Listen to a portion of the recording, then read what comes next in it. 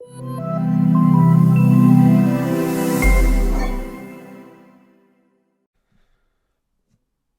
and welcome to this course, which will introduce you to the wide variety of AWS storage services that are available for you to use depending on your requirements and use case.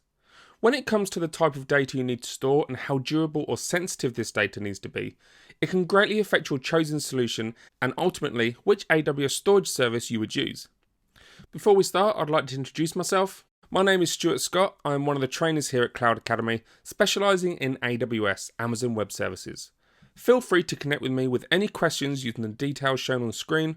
Alternatively, you can always get in touch with us here at Cloud Academy by sending an email to support@cloudacademy.com, where one of our cloud experts will reply to your question.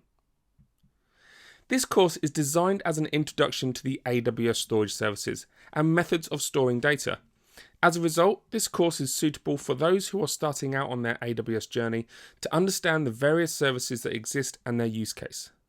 Storage engineers responsible for maintaining and storing data within the enterprise.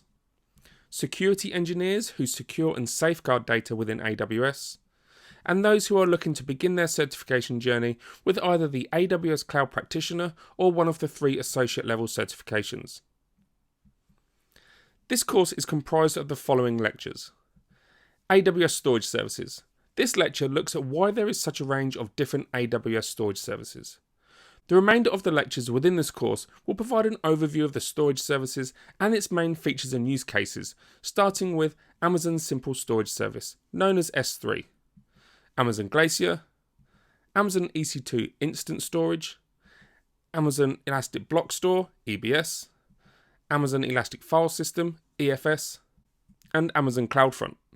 The next 2 lectures will focus on methods of transferring data for storage into and out of AWS. This includes AWS Storage Gateway and AWS Snowball. Finally, there will be a lecture summarising the key points of this course.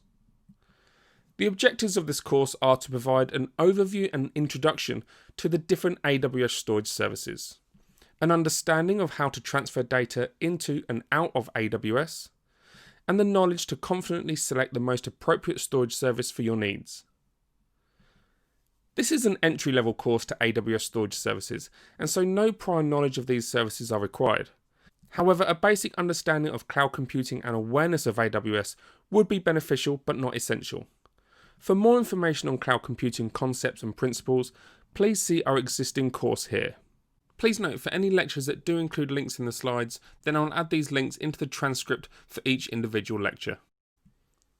Feedback on our courses here at Cloud Academy are valuable to both us as trainers and any students looking to take the same course in the future.